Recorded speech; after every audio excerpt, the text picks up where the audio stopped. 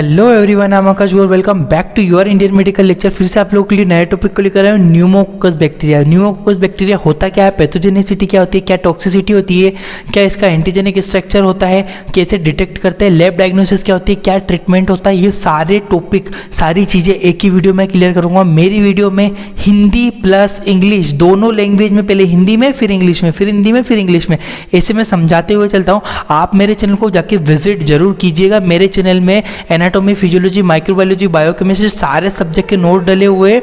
चाहे आप नर्सिंग हो, मेडिकल हो, BMLT, DMLT, paramedical, BPT, physiotherapy, किसी भी चीज़ से आप बिलोंग करते हो, मेडिकल फील्ड से, कॉलेज लेवल एग्जाम के लिए सारे सब्जेक्ट से रिलेटेड नोट्स आपको मिल जाएंगे। आप चैनल विजिट जरूर कीजिएगा। देखते हैं न्यूमोकोकाई बैक्टीरिया यानी कि न्यूमोकोकस बैक्टीरिया होता क्या है।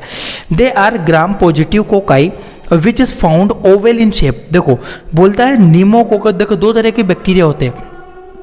एक होता है हमारा ग्राम पॉजिटिव बैक्टीरिया, एक होता है हमारा ग्राम नेगेटिव बैक्टीरिया। बट जो न्यूमोकोकस बैक्टीरिया ये कैसा है, ये ग्राम पॉजिटिव बैक्टीरिया होता है। ठीक है, they are gram positive cocci which is found in oval shape. Oval यानी कि गोल गोल मिलते हैं हमें, ठीक है, हल्के से ओवल थोड़े से चपटे होते हैं। ठीक है, ये ग्राम धनात्मक बैक्टीरिया होते हैं और इनकी संरचना गोल होती है, ओवल शेप में होते हैं। ठीक है, they are diplococci bacteria. Simple बात यह है कि ये डिप्लोकोकाई है। डिप्लोकोकाई का मतलब गोल तो है बट डिप्लो है, डबल, ऐसे डबल जुड़े हुए रहते हैं। ठीक है, डिप्लोकोकाई का मतलब याद रखना इंपॉर्टेंट है, ओवल शेप में तो होते हैं यानी कि डबल जुड़े होते हैं। ठीक है, डायग्राम देख लो ना आप एक बार। देखो ये डिप्लोकोकाई, एक कोकाई ये है, एक कोकाई ये है। जब ये दोनों कोकाई आपस में जुड़ जाते हैं तब ये डिप्लोकोकाई बना लेते हैं। ठीक है, याद रखिएगा, दे आर डिप्लोकोकाई। यह डिप्लोकोकाई बैक्टीरिया रहते हैं जब दो कोकस आपस में जुड़ते हैं तब ये डिप्लोकोकाई बनाते हैं। दो कोकाई बैक्टीरिया आपस में जुड़ गए तो डिप्लोकोकाई बन गया ना। इसका स्ट्रक्चर बता रहा हूं मैं आपको। ठीक है, this is capsulated bacteria. Capsulated का मतलब होता है इनके ऊपर क्या पाया जाता है, कैप्सूल पाया जाता है। जरा डायग्राम देखो, इस बैक्टीरिया के ऊपर कैप्सूल पाया जाता है। एक कोकाई बैक्टीरिया आपका ये रहा और एक कोकाई बैक्टीरिया ये रहा। जब इन दोनों कोकाई के ऊपर एक कवरिंग चढ़ गई गोल सी ओवल शेप में, तो इसको मैंने क्या बोला, डिप्लोकोकाई में कैप्सुलेटेड हो गया। ये कैप्सुलेटेड का मतलब कैप्सूल लगा हुआ है इसमें ऊपर। ठीक है, स्क्रीनशॉट ले लो आप जल्दी, इसका समझ में आ जाएगी चीजें आपको।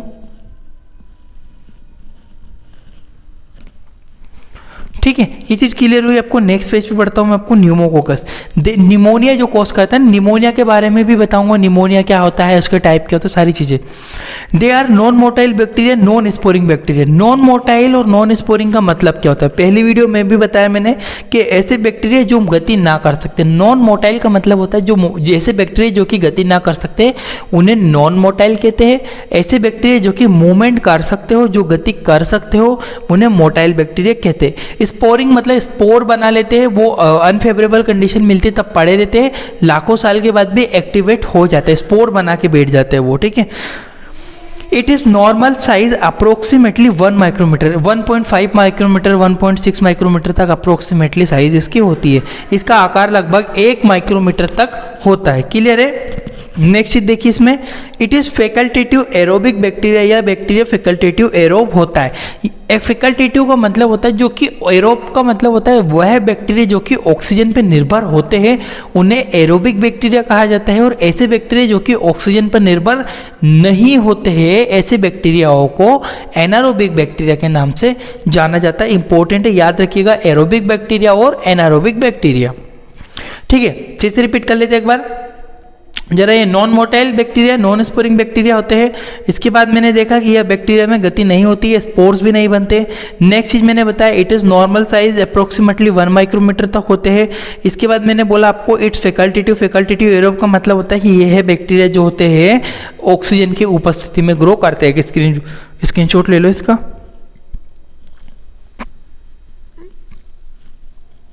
ठीक है, नेक्स्ट चीज अब बताए एंटीजेनिक स्ट्रक्चर के ऊपर। एंटीजेनिक स्ट्रक्चर मतलब उसका हानिकारक शरीर, उसके शरीर में ऐसी क्या क्या क्वालिटी पाई जाती है जो कि हमारे शरीर के अंदर आने पर वो न्यूमोनिया कॉज करता है। देखो जरा, कैप्सूल सबसे इंपॉर्टेंट होता है। कैप्सूल ये होता है पॉलीसेकेराइड का बना होता है। देखो, this bacteria has a capsulated bacteria, it is inhibit phagocytosis. Phagocytosis का मतलब पहले भी बताया था, इस बैक्टीरिया के पास कैप्सूल पाया जाता है।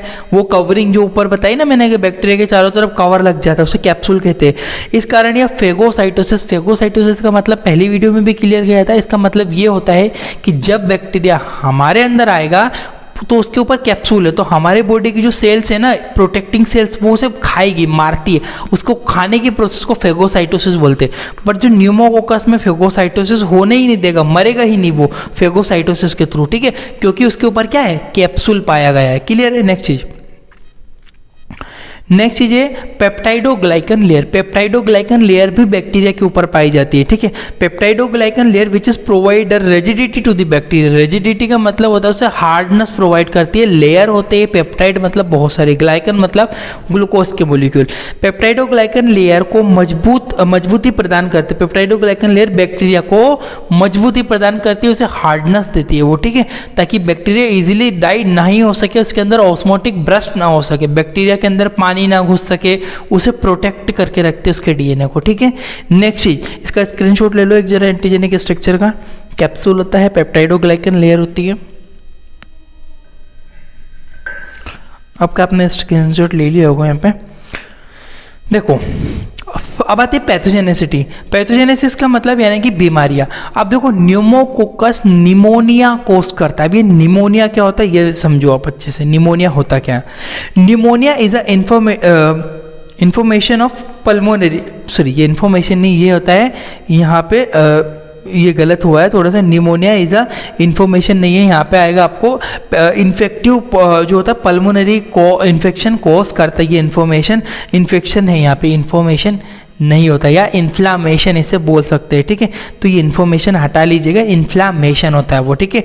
तो pneumonia is a inflammation of pulmonary disorder, ठीक है। निमोनिया एक श्वसन तंत्र से जुड़ी हुई बीमारी होती है। श्वसन में जो रेस्पिरेटरी ट्रैक्ट में इन्फेक्शन करती है, आपके लंग्स की कैपेसिटी को कम कर देती है, सांस लेने में प्रॉब्लम होती है, उसे हम लोग निमोनिया कहते हैं। सांस में प्रॉब्लम होने लगेगी, हमको आगे बताता हूँ मैं आपको डिटेल से क्या क्या होगा इसमें सिम्टम्स में, ठीक है। ये क्लियर हो आपको निमोनिया क्या होता है? ये होती है इन्फ्लामेटरी डिसीज होती है पल्मोनरी की। During the pneumonia start the formation of water in alveoli. बोलना चाहता है निमोनिया होने पर हमारी एल्वियोलाई के अंदर पानी बनने लगता है और श्वसन करने में कठिनाई होती है। देखो जरा, ये रही आपका लंग्स। लंग्स के अंदर छोटी छोटी एक बल्ब लाइक स्ट्रक्चर होती है जिन्हें एल्वियोलाई कहते हैं। मेरे चैनल में जाके आप एनाटॉमी फिजियोलॉजी वाले लेक्चर में देखना, रेस्पिरेटरी सिस्टम डाला हुआ, वहाँ पे मैंने समझाया एल्वियोलाई के बारे में। एल्वियोलाई ये होती है, नॉर्मली ऐसी होती है, पर जब हमें निमोनिया होता है तो ये ऐसी हो जाती है। देखो पानी दिख रहा है अंदर आपको थोड़ा थोड़ा इस डायग्राम में। निमोनिया में इस टाइप से आपको वाटर फॉर्मेशन होने लगती है। नॉर्मली ऐसा रहता है, बट इसमें वाटर फॉर्मेशन होने लगती है निमोनिया में। हमें सांस लेने में ब्रीथिंग डिफिकल्टी होगी और भी बहुत सारे सिम्टम दिखाई देते हैं। तो during the pneumonia start the formation of water in alveoli. Pneumonia होने पर हमारी एल्वियोलाई के अंदर पानी बनने लगता है। एक स्क्रीनशॉट ले लो जरा पैथोजेनेसिटी में निमोनिया का, फिर निमोनिया में आगे बढ़ता हूँ। सारी चीज़ बताऊंगा इसका मैं आपको, स्ट्रक्चर क्या होता है बैक्टीरिया का, सारी चीज़, ठीक है। निमोनिया के टाइप क्या होता है, लेबर निमोनिया क्या होता है, सब बताने वाला हूँ मैं। ये चीज़ क्लियर हुई, आगे बढ़ता हूँ। अब देखो टाइप्स ऑफ निमोनिया, सबसे इंपॉर्टेंट, कितने प्रकार के निमोनिया होते हैं, कौन कौन से प्रकार होते हैं। सेगमेंटल निमोनिया सबसे पहले नंबर पाया, सेगमेंटल निमोनिया, याद रखना इंपॉर्टेंट है। सेगमेंटल निमोनिया क्या होता है? It is type any one side segment are affected. बोलना चाहता है इस प्रकार के निमोनिया में फेफड़ा का कोई एक भाग प्रभावित होता है। देखो जरा, ये आपका लंग्स है, लंग्स के एक साइड, सपोज दैट ये आपका लेफ्ट साइड वाला, राइट साइड वाला लंग क्या इफेक्टेड हो गया। देखो यहाँ पे क्या हुआ, ये रेडनेस आ गई, इन्फ्लामेशन हो गया, पानी बनने लग गया, ठीक है। इस जगह पे इन्फ्लामेशन हुआ तो क्या हुआ, रेडनेस दिखाई दे रहा। अब हमको ये जब हम चेस्ट का सीटी स्कैन वगैरह या फिर हम एक्सरे करवाते तो धब्बे धब्बे दिखाई देते। तो अगर एक साइड पे ही दिखाई दे, इसे बोलते हैं सेगमेंटल निमोनिया। सेगमेंटल मतलब किसी लंग्स के एक साइड वाले भाग में इन्फेक्शन हुआ है कहीं ना कहीं, ठीक है। एक स्क्रीनशॉट ले लो सेगमेंटल निमोनिया का, आपको याद रहेगा कि सेगमेंटल निमोनिया में केवल एक ही साइड वाला लंग्स इफेक्टेड होता है। नेक्स्ट आता है आपका बाइलेटरल निमोनिया, बाइलेटरल निमोनिया मतलब both lobe segment are affected, बोलना चाहता है दोनों तरफ के फेफड़ों प्रभावित होते हैं। जरा डायग्राम देखो, इधर वाले लंग्स में भी इन्फेक्शन हो गया और इधर वाले में भी बैक्टीरिया आ गया, मतलब दोनों साइड इन्फेक्शन होने पर इसे बोलते हैं बाइलेटरल निमोनिया। एक था सेगमेंटल, सेगमेंटल निमोनिया में एक साइड वाले लंग्स इफेक्ट हुआ था, बाइलेटरल निमोनिया में दोनों साइड वाले लंग्स में कहीं ना कहीं इन्फेक्शन होता है, दोनों लंग्स में प्रॉब्लम आने लगते हैं। यहाँ पे क्लियर हुआ? इसको भी एक स्क्रीनशॉट ले लो आप बाइलेटरल निमोनिया का। बाइलेटरल निमोनिया के बाद आगे बढ़ते हम लोग, बाइलेटरल निमोनिया के बाद होता है लेबर निमोनिया। यह सबसे कॉमनली हम देख सकते हैं इसको। Labour pneumonia, one side lobe completely affected, बोलना चाहता है एक तरफ का लंग्स पूर्ण रूप से इफेक्टेड हो जाता है, इसे बोलते हैं लेबर निमोनिया। फेफड़े का एक तरफ का भाग पूर्ण रूप से प्रभावित हो जाता है। डायग्राम देखो, ये वन साइड वाला भाग है, इस साइड वाला भाग ना पूरी तरह से प्रभावित हो गया, पूर्ण रूप से प्रभावित हो गया, इसे मैंने क्या बोला, वन साइड लेबर निमोनिया। जब एक साइड का पूरा फेफड़ा ही खराब हो जाए, पूरे लंग्स में इंफेक्शन हो जाए, इसे बोलते हैं लेबर निमोनिया। इसका भी एक स्क्रीनशॉट ले लो फटाफट। ठीक है, सेगमेंटल निमोनिया पढ़ाया, बाइलेटरल निमोनिया पढ़ाया, लेबर निमोनिया पढ़ाया।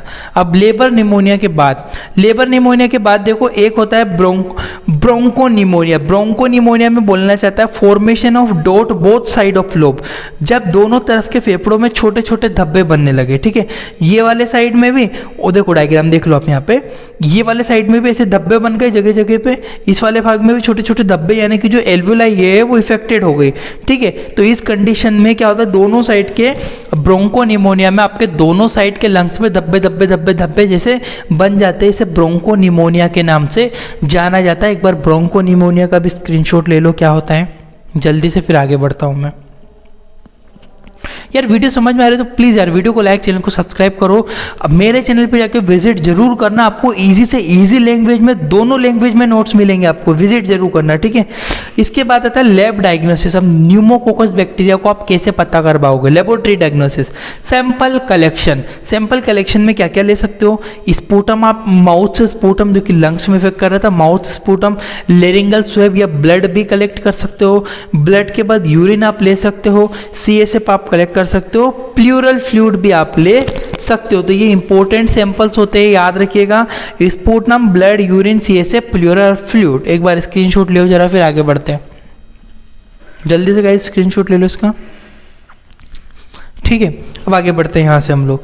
अब आता है डायरेक्ट माइक्रोस्कोपी, जो सैंपल कलेक्ट किया है उसको हम डायरेक्टली माइक्रोस्कोप में स्टडी करेंगे। ठीक है, prepare a smear by collected sample and stain slide by gram staining, see under microscope। कांच की एक स्लाइड ली जाती है, कांच की एक स्लाइड लो, जो सैंपल कलेक्ट करा है उसको निकालो, स्मीयर बना और माइक्रोस्कोप में देख लो। ठीक है, और उस ग्राम स्टेनिंग के द्वारा उसे माइक्रोस्कोप में देखा जाता है। पर देखो, by the direct microscopy bacteria can not easily detected, it is require other process. ये कल्चर भी करना पड़ेगा, बैक्टीरिया को हम डायरेक्टली माइक्रोस्कोप में नहीं देख पाएंगे क्योंकि वो पूर्ण रूप से मैच्योर नहीं होता। एक बार इसका स्क्रीनशॉट ले लो। डायरेक्ट माइक्रोस्कोपी के द्वारा बैक्टीरिया को पूर्ण रूप से नहीं मतलब डेवलप नहीं होता, उसको नहीं देख सकते अच्छे से। आप एक ही बार डायरेक्ट माइक्रोस्कोप में से, ऐसा नहीं कि सैंपल निकाला, डायरेक्ट माइक्रोस्कोप में देख लिया, बोल जाएगा इसको तो टीबी हो गया, इसको तो निमोनिया हो गया। नहीं, पहले उसका कल्चर करो, बैक्टीरिया को बड़ा करो, पूर्ण रूप से आप सेटिस्फाई हो जाओ कि हाँ ये इन्फेक्शन है, तभी आप पेशेंट को लिख कर दो। ठीक है, नेक्स्ट चीज देखो, कल्चर प्रोसेस। अब ये कल्चर क्या होता है, देखो हम जो होते हैं, हमारे लिए, हम जब ग्रो करते हैं तो हमको ग्रो डेवलप होने के लिए हमें किस चीज़ की रिक्वायरमेंट होती है, खाने पीने की, न्यूट्रिशन की। इसी टाइप से जो हमारे बैक्टीरिया होते हैं उसको ग्रो करने के लिए रिक्वायर होती है कल्चर, यानी कि खाना पीना, उसे न्यूट्रिशन चाहिए। वो कल्चर एक प्रोसेस होती है, उसके द्वारा दिया जाता है। Culture is a process in which bacteria are grow and multiply. Culture एक ऐसी प्रक्रिया होती है जिसमें बैक्टीरिया बड़े होते हैं और साथ ही साथ अपने जैसे दूसरे बैक्टीरिया भी बनाते हैं, अपने जैसे कॉपी करते रहते हैं, मल्टीप्लाई होते रहते हैं बाइनरी फिजन के द्वारा। बाइनरी फिजन जानते हो क्या होता है, आप मेरे चैनल को विजिट करो, वहाँ पे डाला हुआ है। आगे बढ़ता हूँ। For culturing of pneumonia bacteria many culture media are use. देखो अब हम लोग क्या करते हैं, खाने में हमको अलग अलग चीज़, कभी दाल रोटी चाहिए, कभी खिचड़ी चाहिए, कभी क्या चाहिए, अलग अलग चीज़ चाहिए होती है, इडली चाहिए, डोसा चाहिए, नाश्ता चाहिए, अलग अलग चीज़ रिक्वायर होती है। इसी टाइप से बैक्टीरिया को ग्रो करने के लिए अलग अलग बैक्टीरिया अलग अलग खाना पीना पसंद करते हैं। कोई बैक्टीरिया कुछ और खाता है, उसके अकॉर्डिंग जो न्यूमोकोकस जो बैक्टीरिया है उसके लिए हम बहुत सारे कल्चर मीडिया, बहुत सारे खाने पीने की चीज़ें यूज़ करते हैं। एक इसका स्क्रीनशॉट लो, फिर मैं आगे बढ़ के बताता हूँ आपको। ठीक है, अब देखो ब्लड अगार, जैसे कि हम लोग खिचड़ी पसंद करते हैं, इसी टाइप से ब्लड अगार होता है। ब्लड को जमा लिया जाता है, उसमें अगार अगार जिलेटिन होती है, जमा दिया जाता है। ठीक है, इस टाइप से बनता है आपका ब्लड अगार, कुछ इस तरह से दिखाई देता है। In this media colony are seen small and also seen alpha haemolysis. इसमें देखो हीमोलाइसिस क्या होता है, इस मीडिया में बैक्टीरिया की छोटी कॉलोनी बनती है, बिल्कुल छोटी छोटी कॉलोनी बनेगी और बैक्टीरिया ब्लड अगार मीडिया में अल्फा हीमोलाइसिस देता है। जरा डायग्राम देखो, ये रही आपका बीटा हीमोलाइसिस। जब बीटा बहुत ज़्यादा बड़ी बड़ी कॉलोनी दिखाई दे तो बीटा, और बिल्कुल अगर आपको माइनर सी हीमोलाइसिस दिखाई दे रही है इस तरह की, तो ये अल्फा हीमोलाइसिस होता है। और ये न्यूमोनिया के बैक्टीरिया में इस तरह की कॉलोनी हमें माइक्रोस्कोप में नॉर्मली भी देख सकते हैं हम लोग, इसे नॉर्मली ऐसे दिखाई देगी। इसका एक स्क्रीनशॉट ले लो, फिर आगे बढ़ता हूं मैं।